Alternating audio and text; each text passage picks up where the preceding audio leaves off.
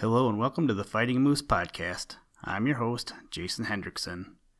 This is a podcast where I retell stories, some fictional and some historical, that can be enjoyed by people of all ages. Have you ever thought about the following? What it's like to travel in time? Who would win in a race, a bicycle or a horse? Should I drink something that I don't know what it is? If you have thought about all of these, or at least one, then you'll enjoy today's episode. Today, I retell the story of the Ghost of Washington. As we draw near to the witching hour of Halloween, I hope you enjoyed the story last week about Frankenstein. I also hope that you have enjoyed the new additions to the website. If you haven't checked it out yet, head over to the website and sign up for our 1-year anniversary giveaway, or check out the sermons about doing intentional acts of kindness, not just random ones. Now, let's turn to today's story. I hope you enjoy. Let's begin.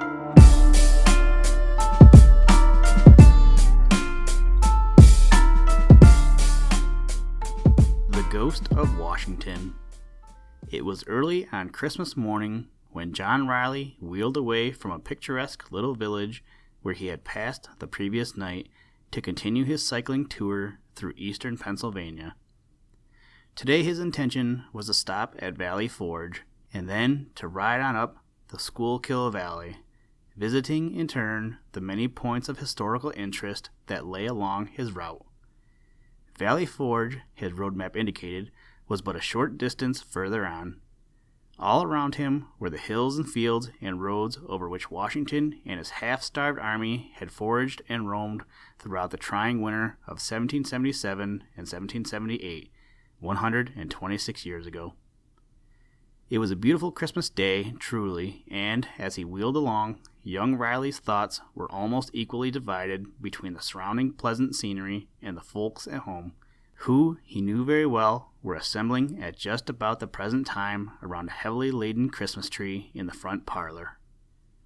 The sun rose higher and higher, and Riley pedaled on down the valley, passing every now and then quaint, pleasant-looking farmhouses, many of which, no doubt, had been built anterior to the period which had given the vicinity its history. Arriving finally at a place where the road forked off in two directions, Riley was puzzled which way to go on. There happened to be a dwelling close by. Accordingly, he dismounted, left his wheel leaning against a gatepost at the side of the road, and walked up a wretchedly flagged walk leading to the house, with the idea of getting instructions from its inmates. Situated in the center of an unkempt field of rank grass and weeds, the building lay back from the highway probably 150 feet. It was long and low in shape, containing but one story and having what is termed a gabled roof, under which there must have been an attic of no mean size. On coming close to the house, a fact Riley had not noticed from the road became plainly evident. It was deserted. He saw that the roof and side shingles were in wretched condition, that the window sashes and frames, as well as the doors and door frames, were missing from the openings in the side walls where once they had been, and that the entire side of the house, including that part of the stone foundation which showed above the ground, was full of cracks and seams. At first, on the point of turning back, he concluded to see what the interior was like anyway. Accordingly, he went inside. Glancing around the large, dust-filled room he had entered, his gaze at first failed to locate any object of the least interest. A rickety-appearing set of steps went up into the attic from one side of the apartment, and over in one corner was a large open fireplace, from the walls of which much of the brickwork had become loosened and fallen out. Riley had started up the steps toward the attic, when happening to look back for an instant, his attention was attracted to a singular-looking jug-shaped bottle no larger than a vinegar curette, which lay upon its side on the hearth of the fireplace, partly covered up by debris of loose bricks and mortar. He hastened back down the steps and crossed the room, taking the bottle up in his hand and examining it with curiosity. Being partly filled with a liquid of some kind or other, the bottle was very soon uncorked and held under the young man's nose. The liquid gave forth a peculiar, pungent, and inviting odor. Without further hesitation, Riley's lips sought the neck of the bottle. It is hardly possible to describe the pleasure and satisfaction his senses experienced as he drank. While the fluid was still gurgling down his throat, a heavy hand was placed most suddenly on his shoulder, and his body was given a violent shaking. The bottle fell to the floor and was broken into 100 pieces. "Hello," said a rough voice, almost in Riley's ear. "Who are you, anyway? And what are you doing within the lines? A spy, I'll be bound." As most assuredly there had been no one else in the vicinity of the building when he had entered it, and with equal certainty no one had come down the steps from the attic, Riley was naturally surprised and mystified by this unexpected assault. He struggled instinctively to break loose from the unfriendly grasp, and when he finally succeeded, he twisted his body around so that he faced across the room. Immediately, he made the remarkable discovery that there were 4 other persons in the apartment. 3 uncouth-looking fellows habited in fantastic but ragged garments, and a matronly-looking woman, the latter standing over a washtub which had been elevated upon 2 chairs in a corner near the fireplace. To all appearance, the woman had been busy at her work and had stopped for the moment to see what the men were going to do. Her waist sleeves were rolled up to the shoulders, and her arms dripped with water and soapsuds. Over the top of the tubs, partly filled with water, there were visible the edges of several well-soaked fabrics. To add to his astonishment, he noticed that in the chimney place, which a moment before was falling apart, but now seemed to be clean and in good condition, a cheerful fire burned, and that above the flames was suspended an iron pot, from which issued a jet of steam. He noticed also that the entire appearance of the room had undergone a great change. Everything seemed to be in good repair, tidy and neat, the ceilings, the walls, and the door, even the stairway leading to the attic. The openings in the walls were fitted with window sashes and well-painted doors. The apartment had, in fact, evolved under his very eyesight from a state of absolute ruin into one of excellent preservation. All of this seemed so weird and uncanny that Riley stood for a moment or two in the transformed apartment, utterly dumbfounded, with his mouth wide open and his eyes all but popping out of his head. He was brought to his senses by the fellow who had shaken him, growling out, "Come, explain yourself." "An explanation is due me," Riley managed to gasp. "Don't bandy words with the rascal, Harry," one of the other men spoke up. "Bring him along to headquarters." Thereupon, without further parley, the 3 men marched Riley in military fashion into the open air and down to the road. Here he picked up at the gate-post his bicycle, while they unstacked a group of 3 old-fashioned-looking muskets located close by. When the young man had entered the house a few minutes before, this stack of arms had not been there. He could not understand it. Neither could he understand, on looking back at the building as he was marched off down the road, the mysterious agency that had transformed its dilapidated exterior, just as it had been the interior, into a practically new condition. While they trudged along, the strangers exhibited a singular interest in the wheel Riley pushed at his side, running their coarse hands over the frame and handlebar, and acting on the whole as though they never before had seen a bicycle. This in itself was another surprise. He had hardly supposed there were 3 men in the country so totally unacquainted with what is a most familiar piece of mechanism everywhere. At the same time that they were paying so much attention to the wheel, Riley in turn was studying with great curiosity his singular-looking captors. Rough, unprepossessing appearing fellows they were, large of frame and unshaven, and, it must be added, dirty of face. What remained of their very ragged clothing, he had already noticed, was of a most remarkable cut and design, resembling closely the garments worn by the Continental militiamen in the War of Independence. The hats were broad, low of crown, and 3-cornered in shape. The trousers were buff-colored and ended at the knees, and the long blue spiked-tailed coats were flapped over at the extremities of the tails, the flaps being fastened down with good-sized brass buttons. Leather leggings were strapped around cowhide boots, though the badly worn feet of which, in places where the leather had cracked open, the flesh, unprotected by stockings, could be seen. Dressed as he was, in a cleanly gray cycling costume, Riley's appearance most assuredly was strongly in contrast to that of his companions. After a brisk walk of 20 minutes, during which they occasionally met and passed by one or two or perhaps a group of men clothed and outfitted like Riley's escorts, the little party followed the road up a slight incline and around a well-wooded bend to the left, coming quite suddenly and to the captive very unexpectedly to what was without doubt a military encampment.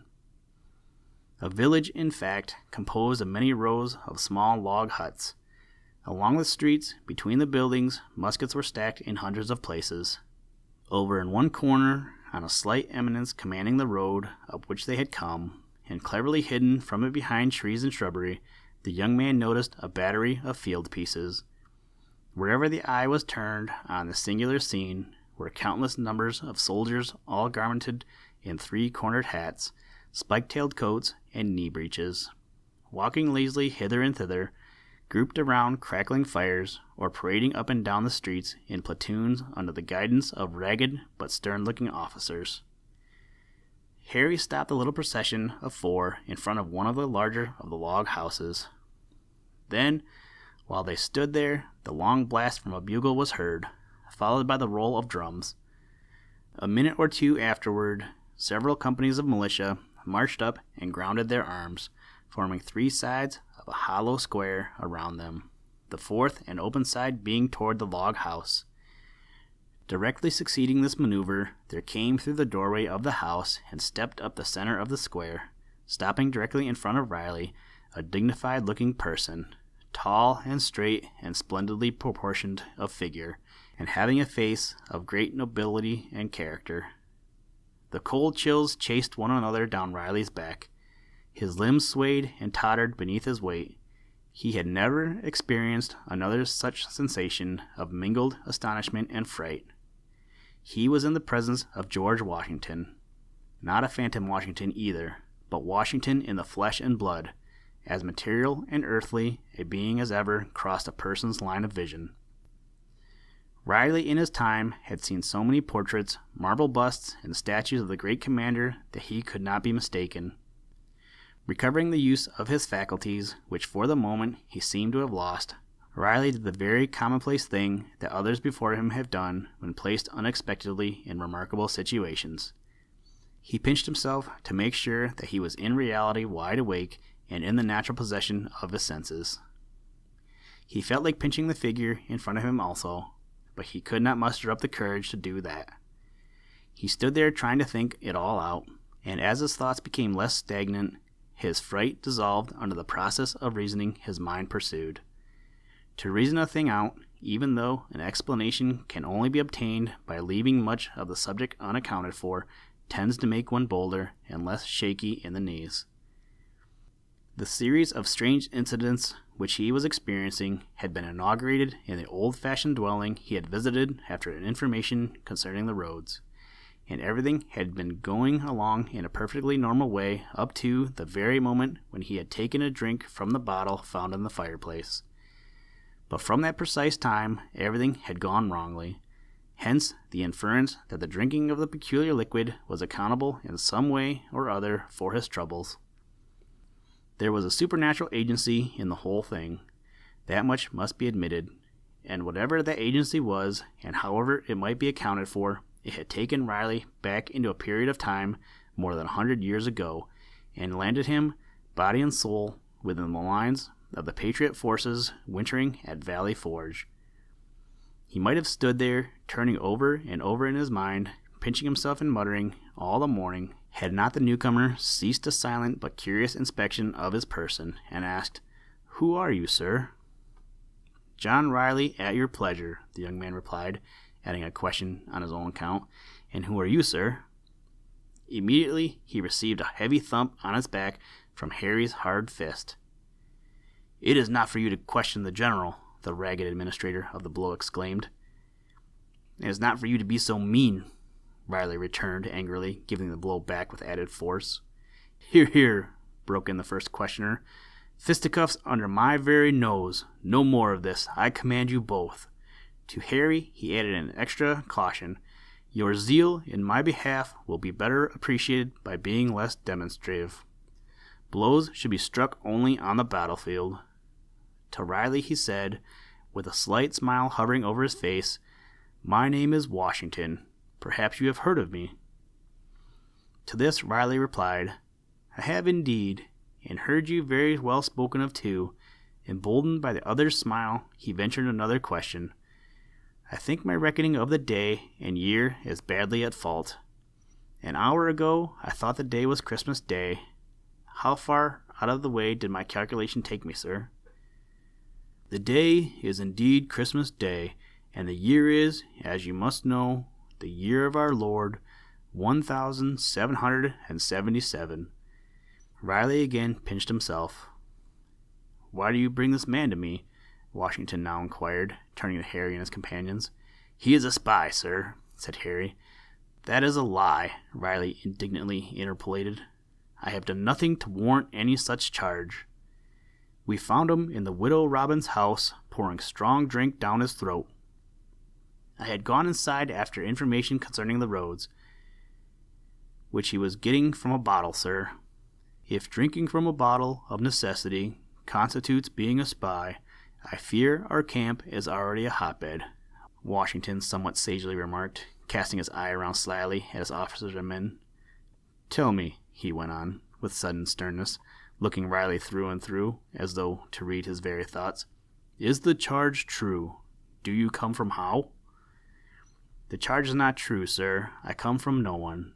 I simply am making a tour of pleasure through this part of the country on my bicycle.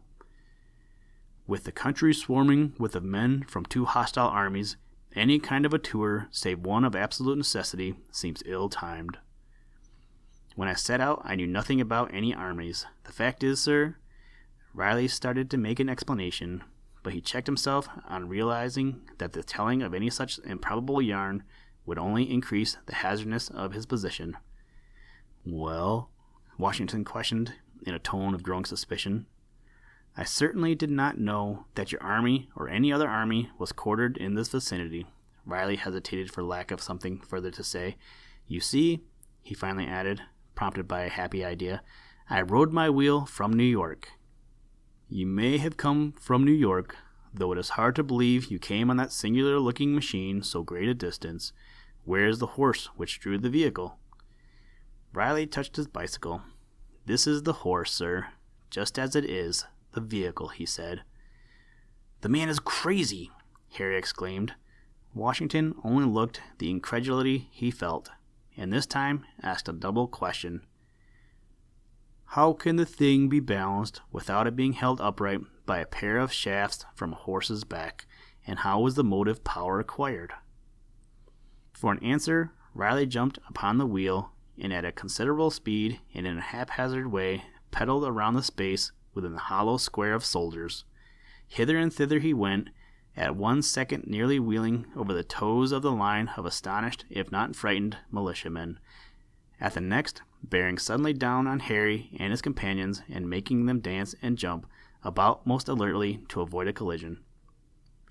Even the dignified Washington was once or twice put to the necessity of dodging hurriedly aside when his equilibrium was threatened. Riley eventually dismounted, doing so with assumed clumsiness by stopping the wheel at Harry's back and falling over heavily against the soldier. Harry tumbled to the ground, but Riley dexterously landed on his feet. At once he began offering a profusion of apologies. You did that by design, Harry shouted, jumping to his feet. His face was red with anger, and he shook his fist threateningly at the bicyclist. Washington commanded the man to hold his peace. Then to Riley he expressed a great surprise at his performance and a desire to know more about the bicycle. The young man thereupon described the machine minutely, lifting it into the air and spinning the wheels to illustrate how smoothly they rotated. I can see it is possible to ride the contrivance with rapidity. It has been put together with wonderful ingenuity, Washington said, when Riley had replaced the wheel to the ground. And you, sir, it is but a toy, an officer spoke up. Put our friend on his bundle of tin and race him against one of our horsemen, and he would make a sorry showing. Riley smiled. "I bear the gentleman no ill will for his opinion," he said. "Still, I should like to show him by a practical test of the subject that his ignorance of it is most profound." "You would test the speed of the machine against that of a horse?" Washington said in amazement. "I would, sir. You have a good road yonder. With your permission and a worthy opponent, I would make the test at once." "But, sir, the man is a spy," Harry broke in. "Would it not be better to throw a rope around his neck and give him his deserts?" "The charge is by no means proven," Washington replied, "nor can it be until a court-martial convenes this afternoon, and I see no reason why we may not in the meantime enjoy the unique contest which has been suggested. It will make a pleasant break in the routine of camp life." A murmur of approval went up from the masses of men by whom they were surrounded. While they had been talking, it seemed as though everybody in the camp, not already on the scene, had gathered together behind the square of infantry. "Then, sir," Harry said with some eagerness, "I would like to be the man to ride the horse. There is no better animal than mine anywhere, and I understand his tricks and humors quite well enough to put him to his best pace." "I confess I have heard you well spoken of as a horseman," Washington said.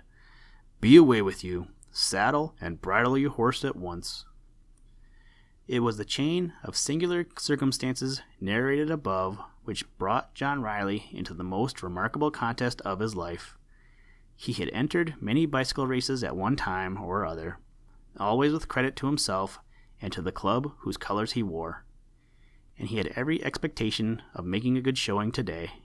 Yet a reflection of the weird conditions which had brought about the present contest took away some of his self-possession when a few minutes later he was marched over to the turnpike and left to his own thoughts, while the officers were pacing out a 1-mile straightaway course down the road. After the measurements had been taken, 2 unbroken lines of soldiers were formed along the entire mile, a most evident precaution against Riley leaving the racecourse at any point to escape across the fields.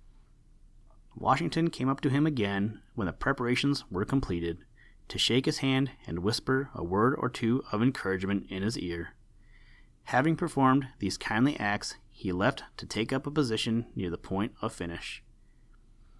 The beginning of the course was located close to the battery of half-concealed field pieces. Riley was now conducted to this place.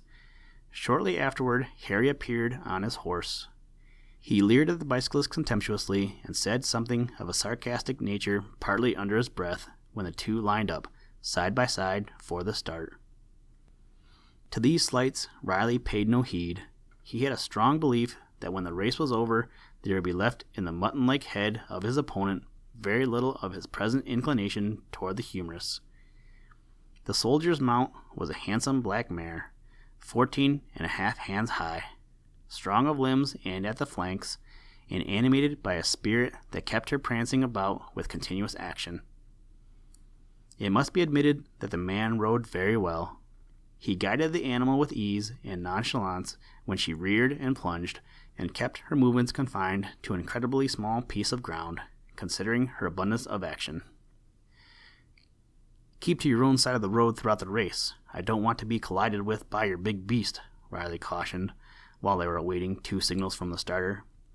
To this, Harry replied in some derision, "I'll give you a good share of the road at the start, and all of it, and my dust, too, afterward." And then the officer who held the pistol fired the first shot. Riley was well satisfied with the conditions under which the race was to be made. The road was wide and level, smooth, hard and straight, and a strong breeze which had sprung up blew squarely against his back. His wheel was geared up to 84 inches. The breeze promised to be a valuable adjunct in pushing it along. Awaiting the second and last signal, Riley glanced down the 2 blue ranks of soldiers, which stretched away into hazy lines in the distance and converged at the termination of the course, where a flag had been stuck into the ground. The soldiers were at parade rest, their unceasing movements as they chatted to one another, turning their bodies this way and that, and craning their heads forward to look toward the starting point, and then jerking them back, made the lines seem like long, squirming snakes. At the end of the course, a thick bunch of militiamen clogged the road and overspread into the fields. Crack! The signal to be off. Riley shoved aside the fellow who had been holding his wheel upright while astride of it and pushed down on the pedals. The mare's hoofs dug the earth. Her great muscular legs straightened out. She sprang forward with a snort of apparent pleasure, taking the lead at the very start. Riley heard the shout of excitement run along the two ranks of soldiers. He saw them waving their arms and hats as he went by, and on ahead, through the cloud of dust, there was visible the shadow-like outlines of the snorting, galloping horse, whose hoofbeats sounded clear and sharp above the din which came from the sides of the highway. The mare crept farther and farther ahead. Very soon, 100 feet or more of the road lay between her and the bicyclist. Harry turned in his saddle and called out another sarcasm. "I shall pass you very soon. Keep to your own side of the road," Riley shouted, not a bit daunted by the way the race had commenced. His head was well down over the handlebars. His back had the shape of the upper portion of an immense egg. Up and down his legs moved, faster and faster and faster yet. He went by the soldiers so rapidly that they only appeared to be two streaks of blurry color. Their sharp, rasping shouts sounded like the cracking of musketry. The cloud of dust blew against the bicyclist's head and into his mouth and throat. When he glanced ahead again, he saw with satisfaction that the mare was no longer increasing her lead. It soon became evident even that he was slowly cutting down the advantages she had secured. Harry again turned his head shortly afterward, doubtless expecting to find his opponent hopelessly distanced by this time. Instead of this, Riley was alarmingly close upon him. The man ejaculated a sudden oath and lashed his animal furiously. Straining every nerve and sinew, the mare for the moment pushed further ahead. Then her pace slackened a bit, and Riley again crept up to her. Closer and closer to her than before, until his head was abreast of her outstretched tail. Harry was lashing the mare and swearing at her unceasingly now. But she had spurted once and appeared to be incapable of again increasing her speed. In this way they went on for some little distance, Harry using his whip brutally, the mare desperately struggling to attain a greater pace. Riley hanging on with tenacity to her hind flanks and giving up not an inch of ground. A mile is indeed a very short distance when traversed at such a pace. The finishing flag was already but a few hundred feet further on.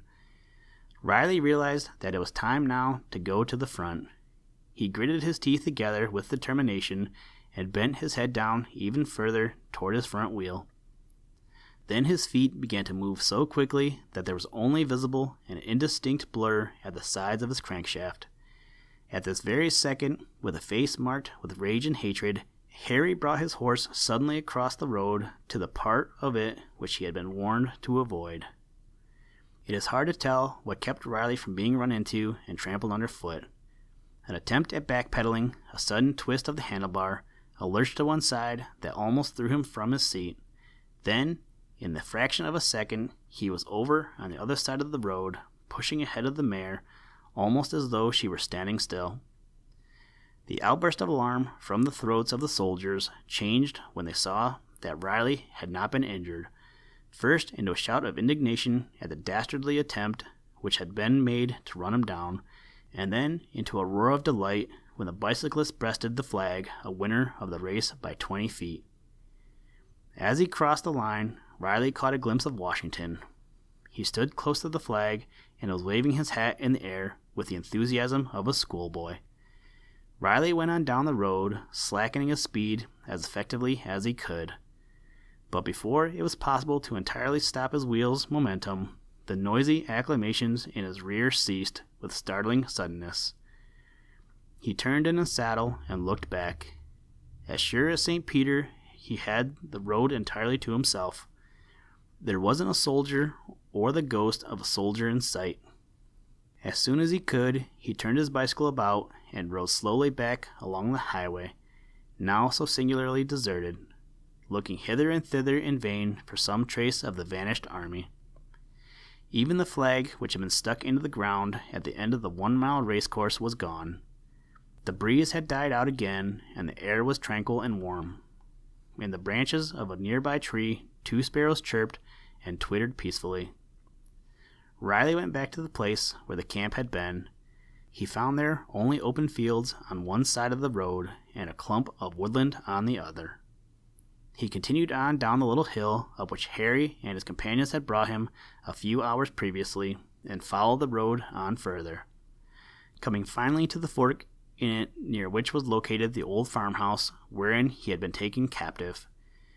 The house was as it had been when he had previously entered it, falling apart from age and neglect. When he went inside, he found lying on the brick hearth in front of the fireplace a number of pieces of broken glass.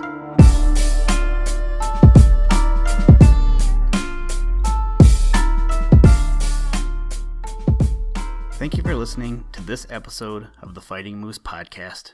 Please join us next time as we continue our Halloween adventures with The Legend of Sleepy Hollow, written by Washington Irving. Today's music was provided by the artist Drake Stafford.